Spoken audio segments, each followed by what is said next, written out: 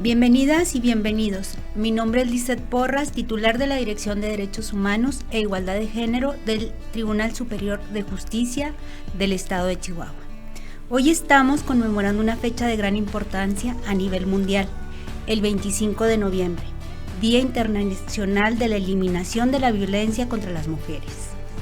En esta edición hablaremos sobre el origen de esta fecha, su relevancia global y cómo en el estado de Chihuahua se ha avanzado en la lucha contra la violencia hacia las mujeres. Para ello nos acompaña la maestra Imelda Marrufo Nava, quien es activista y experta en temas de violencia de género. Es un honor tenerte con nosotros. Bienvenida, Imelda. Muchísimas gracias por la invitación. Es un honor, un gusto estar aquí con ustedes. Gracias, Imelda. Queremos saber el origen y el significado del 25 de noviembre. Imelda, ¿nos podrías explicar el origen del 25 de noviembre como Día Internacional de la Eliminación de la Violencia contra las Mujeres? ¿Por qué esta fecha tiene tanto significado? Bueno, hay que recordar que el origen del 25 de noviembre, que es el Día para la Eliminación de la Violencia contra las Mujeres, se remonta a 1960, los últimos años del 59, en la República Dominicana. Recordar que en esa época el país vivía en una dictadura por parte del entonces dictador Rafael Trujillo. Y bueno, a finales de los 50 hay un movimiento revolucionario que pretende quitar ese régimen dictatorial y se conforma un movimiento político revolucionario en el que participan mujeres, Patria, María Teresa y Minerva. Y estas mujeres forman parte de este grupo importante que estaba luchando en contra de la tortura, de la violencia contra las mujeres y contra toda la violencia por parte de la población que se cometía en ese momento. Decir que es entonces cuando se cuenta por parte de la historia esta participación y esta presencia de estas mujeres, pues tiene momentos importantes y trascendentes. En una ocasión, cuenta la historia, que este dictador invita a la familia de estas mujeres, a quienes se les conocía como las mariposas, justamente porque era su nombre, digamos, el nombre clave para la participación en el movimiento. Y las invita a una fiesta. Él, interesado de hacer lo que se le pegaba la gana y con quien quisiera, pretende, a Minerva, una de las tres mujeres, y ella lo rechaza. No solo lo rechaza, sino le dice que está en contra de su régimen y de todo lo que él hacía. Es entonces que él, pues obviamente en cobrando venganza, lo que hace es pues arrestar, detener a esas tres mujeres, las encarcela en prisión, las tortura, las viola y poco tiempo después fabrica una emboscada para que se presumiera como un accidente, y lo que hace es mandarlas matar. Es en 1960, en la época pues en donde él, ¿verdad? Pues manda un operativo y las asesina y hace parecer pues que es un accidente, el auto con el chofer, y ellas tres las arrojan en un despeñadero. Y el 25 de noviembre son localizados los cuerpos de ellas tres. Entonces esa fecha es muy conmemorativa porque la gente, la comunidad, en este caso de República Dominicana, no cree en un accidente, no compra, digamos, esa fabricación. Y por supuesto vienen todas esas protestas. Pero entonces, ¿cómo explicamos ese hecho del 25 de noviembre y el asesinato de las hermanas, y por qué se conmemora como Día Internacional? Bueno, pues porque 20 años después, en el 81, se lleva a cabo el movimiento feminista latinoamericano y del Caribe, a nivel latinoamericano, un movimiento feminista poderoso. Y va una delegación de mujeres de la República Dominicana, y bueno, ellas plantean, digamos, como delegación, una de las escritoras de las mujeres principalmente plantea como parte de la delegación al movimiento feminista, pues la conmemoración del Día para la Eliminación de la Violencia contra las Mujeres, pues tomando como fecha ese momento en el que se sabe de que ellas han sido asesinadas. Entonces, lo promueve, se lo apropia el movimiento feminista latinoamericano, y a finales del 2000, en el 99, la Asamblea de Naciones Unidas reconoce como Día Internacional para la eliminación de la violencia contra la mujer, pues ese día en realidad lo adopta, ¿verdad? Y bueno, eso es un poco el origen, ¿verdad? Y de ahí, digamos, cobra sentido, pues porque este movimiento latinoamericano y en el mundo, ¿verdad?, pues se cuestiona la situación de la violencia que se vive contra estas mujeres. Es un recordatorio poderoso de cómo la violencia contra las mujeres está vinculada a sistemas de opresión y dictadura. Imelda, ¿cómo describes la situación actual en el país y en el estado de Chihuahua en términos de violencia contra las mujeres? Bueno, creo que México hemos podido avanzar, diría yo, en los últimos 20, casi 25 años, en la identificación y el reconocimiento del concepto de violencia contra las mujeres, y hemos podido nombrar esta violencia, de diversas formas, y hemos podido legislar sobre ellas. Entonces, diría que esta manera de cómo definimos hoy la violencia, ¿verdad?, que nos lleva bastante tiempo poderlo hacer, va haciendo que la podamos no solo identificar, sino registrar, documentar. Juárez, ¿verdad?, es una ciudad pionera, debo decir así, porque los hechos de Juárez, pues, van abonando a que se reconozca una violencia que en el pasado no se identificaba como tal. Estamos hablando del feminicidio y de la violencia feminicida.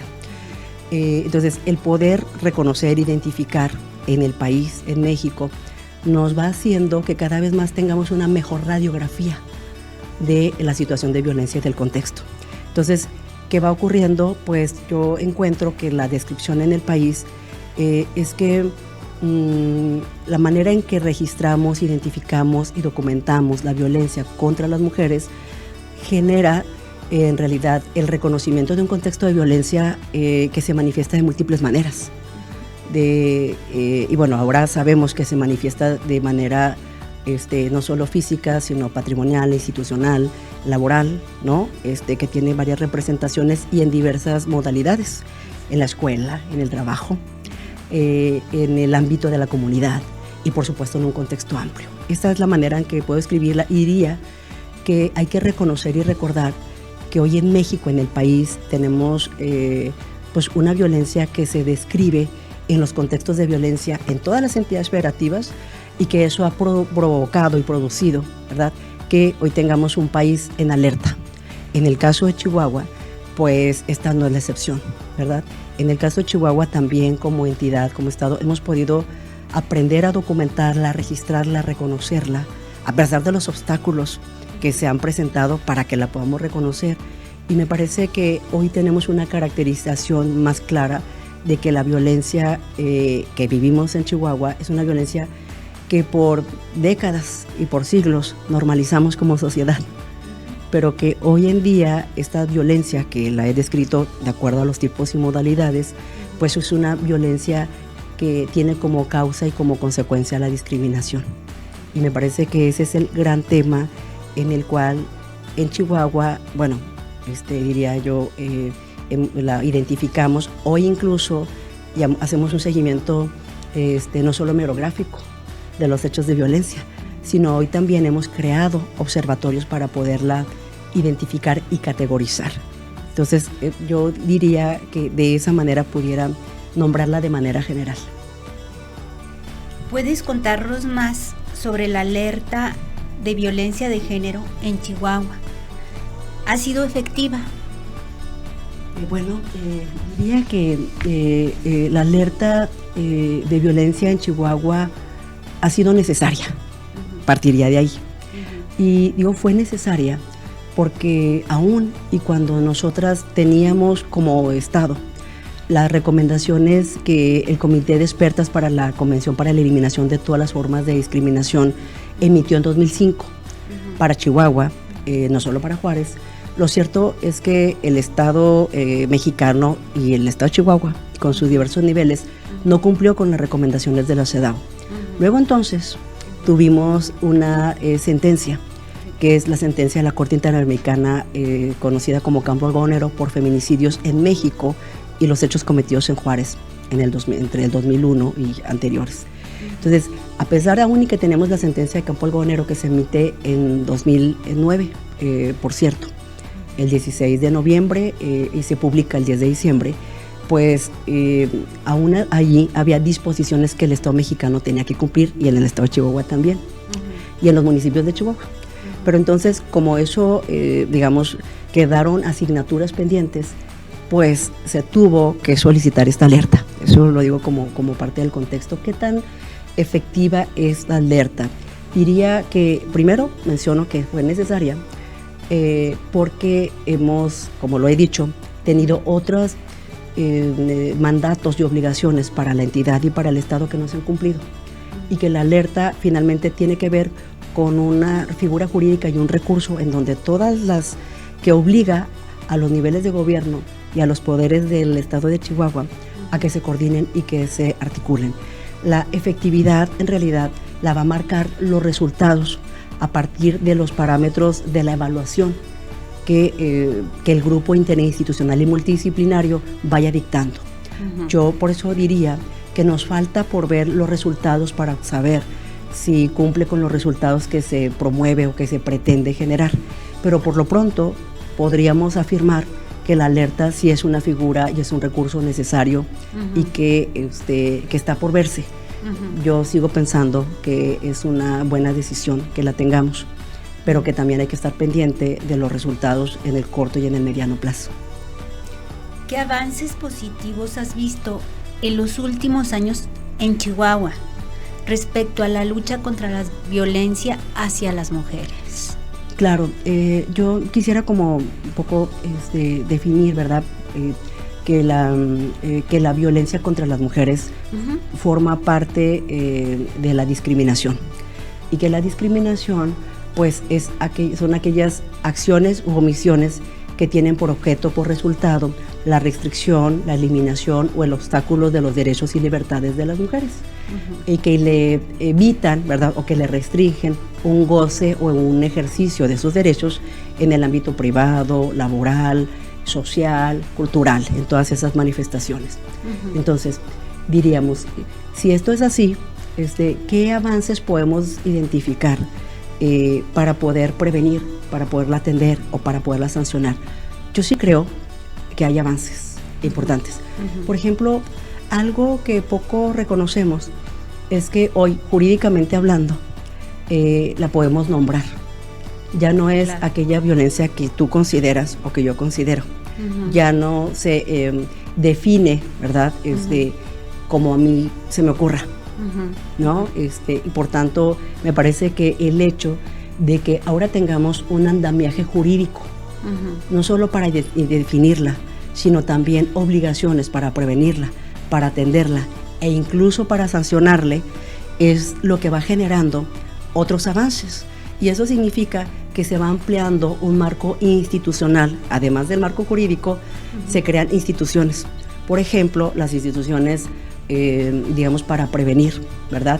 O unidades para prevenir, o fiscalías especializadas para atender la violencia y para investigar. Y también, hasta hace poco tiempo, se crea el Tribunal Especializado en Violencia de Género contra las Mujeres, que por cierto se acaba de anunciar que pasa a ser un tribunal mixto. Entonces, la verdad es que también hemos construido como avances, por ejemplo, los protocolos para poder atender en el marco, digamos, del Tribunal Superior de Justicia del Estado de Chihuahua. Por ejemplo, a nivel nacional, pues el protocolo para juzgar con perspectiva de género y estos avances a nivel del Tribunal Superior de Justicia del Estado de Chihuahua. Y eso me parece que es muy importante. A nivel municipal, por ejemplo, un avance que quiero destacar es el protocolo para la atención a la violencia contra las mujeres en el ámbito familiar y comunitario. Eso está en el ámbito de los municipios. También se acaba de, digamos, adecuar los reglamentos de justicia cívica. En el caso de Juárez, de Chihuahua, y me dicen que también de Cuauhtémoc, pues que tenga más esta perspectiva de género. Entonces yo encuentro como ahora un andamiaje, un marco institucional, jurídico, y también, digamos, de de generar una estructura institucional. Y eso para mí son los logros positivos. Así es. ¿Cuáles son los retos que siguen presentes? Porque a pesar de estos avances que me has estado platicando, y muy acertado de tu parte, la violencia persiste, Imelda. Ya, claro, es una muy buena pregunta, el hecho de cuáles son, o sea, los retos frente a estos avances. Me parece que algo que tenemos que reconocer es que pues sigue estando presente la impunidad. Y mientras tengamos los índices de impunidad tan altos en el estado de Chihuahua y en los municipios, va a ser muy difícil que logramos erradicarla. También otro de los retos, me parece muy importante, es que sí hemos logrado generar, digamos, una cultura jurídica institucional por estas leyes de las que he hablado. La Ley General de Acceso a la Mujer es una vida libre de violencia, la Ley General de Igualdad, de la ley, por ejemplo, en el estado de Chihuahua de prevención, etc. Sin embargo, nos falta mucho que los operadores de estas leyes, que quienes operan estas leyes y lo hacen posible a nivel de las políticas públicas, en este caso, e inclusive todavía los desafíos que siguen enfrentando en el Poder Judicial, en los ámbitos de la Federación y el Estado, se requieren tener ese conocimiento y ese entendimiento y esa cultura, digamos, que atraviese y que modifique su visión. Y esto me parece pues muy importante, ¿verdad? Hay un reto por el cual pues se siguen presentando estas manifestaciones de la violencia, porque en las personas que operan esta normatividad y estas instituciones todavía no se dan estos cambios, ¿verdad? Y mientras eso no ocurra, pues nos vamos a enfrentar con estas situaciones en donde, a pesar de las leyes, de las instituciones que se han creado en nuestra entidad, que son valiosas y que han costado mucho esfuerzo y mucho trabajo, la violencia no cesa.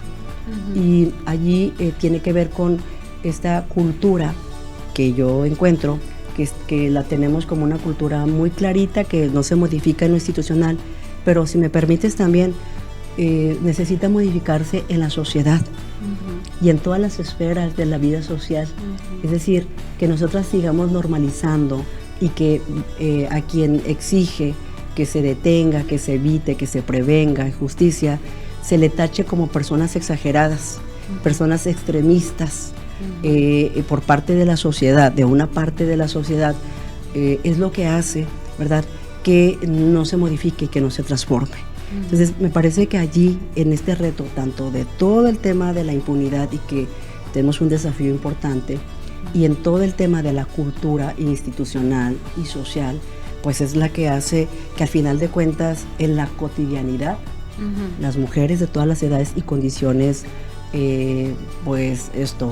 laborales, de edad, de color de piel, de preferencia sexual, migrantes y demás, pues síganla viviendo de manera cotidiana. Muy bien. En este contexto, Imelda, ¿qué papel juegan los movimientos sociales y los medios de comunicación en la lucha contra la violencia de género? ¿Crees que han logrado cambiar algo en la sociedad?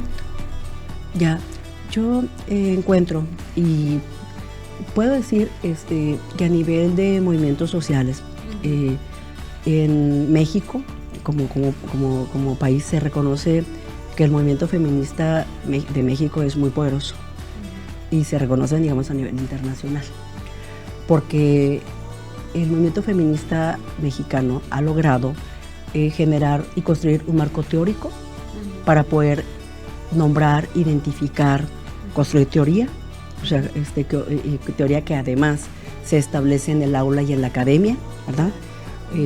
Por supuesto, aportar mucho al andamiaje jurídico en América Latina e intercambiarlo en otros países del mundo, quiero decirlo así. Pero otra de las cosas que señalo es que en Chihuahua, digamos, hacia afuera, como nos ven, también el movimiento feminista que puede tener diferentes manifestaciones, o sea, como movimientos en plural, ¿no?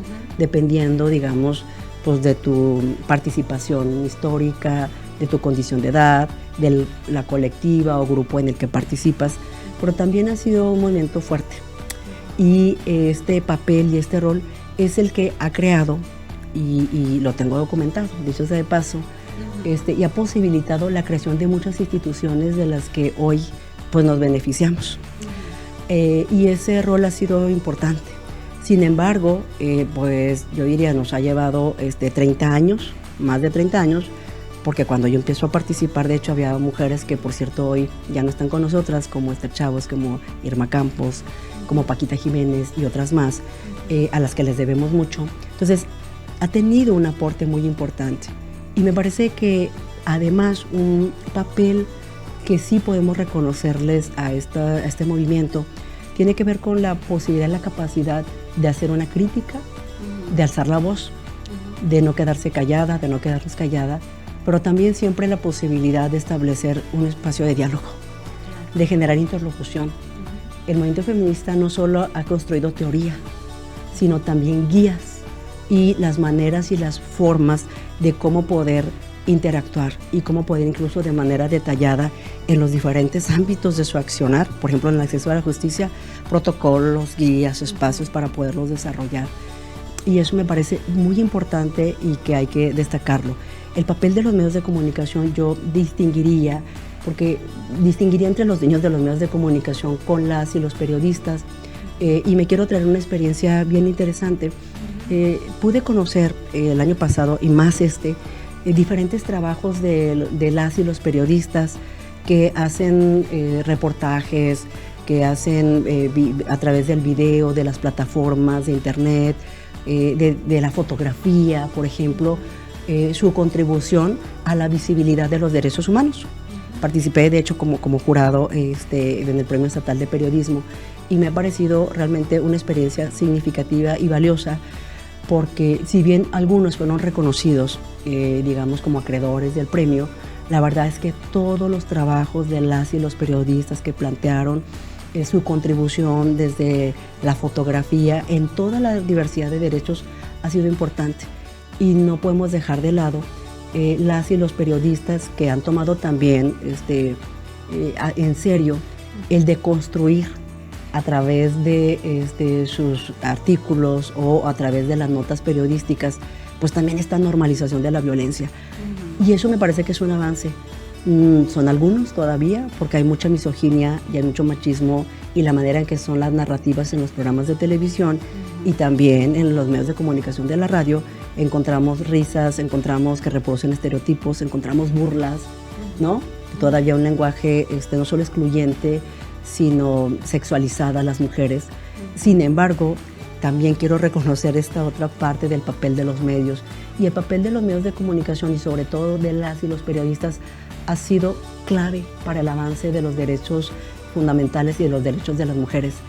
Recordemos que sin la visibilidad de los medios de comunicación y ser ellos los, digamos, vehículos y las maneras en las que se expresan las violencias y la violencia contra las mujeres, pero también las acciones, las protestas, la narrativa que se construye es a través de estos espacios de la comunicación.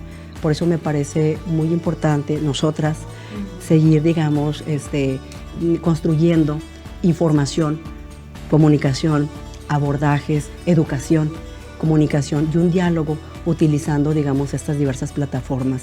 Y yo creo que hoy las redes y la digitalización nos permite llegar a múltiples lugares y por tanto es un papel que me parece que cobra, es un parteaguas importante en la manera en la que hoy estamos comunicando.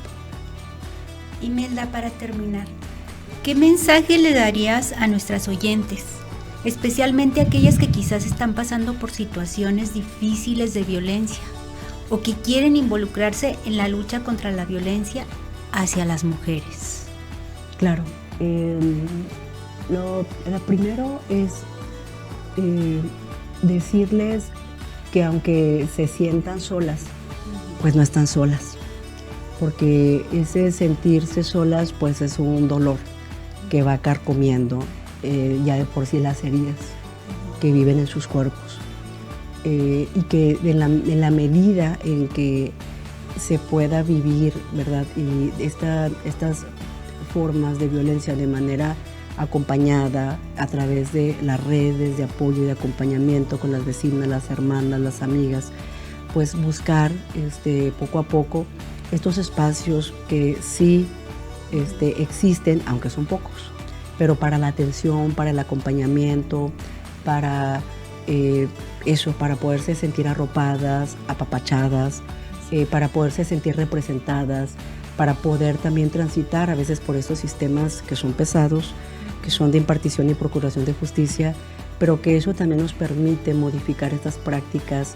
y sobre todo poder abatir la impunidad. Entonces, eso yo quisiera darles ese mensaje, porque pues lo que se ha construido y hemos construido como sociedad aquí en Chihuahua, en los municipios, en todo el estado, hay que utilizar esas instituciones. Al contrario, yo lo que creo es importante, una vez que podamos hacerlo de manera colectiva, acompañarnos, pues eso nos va a ayudar para que cada vez más se exijan que haya más operadores, operadoras que puedan atenderlas. Y yo también diría que las acciones de acompañamiento, de transformación en este quehacer para desmontar la violencia contra las mujeres y a favor del acceso a la justicia, pues no lo hemos construido solas. Ha sido parte de un proceso y de un movimiento colectivo, articulado. Y bueno, nos ha costado décadas, pero lo hemos podido hacer porque creemos en una sociedad democrática.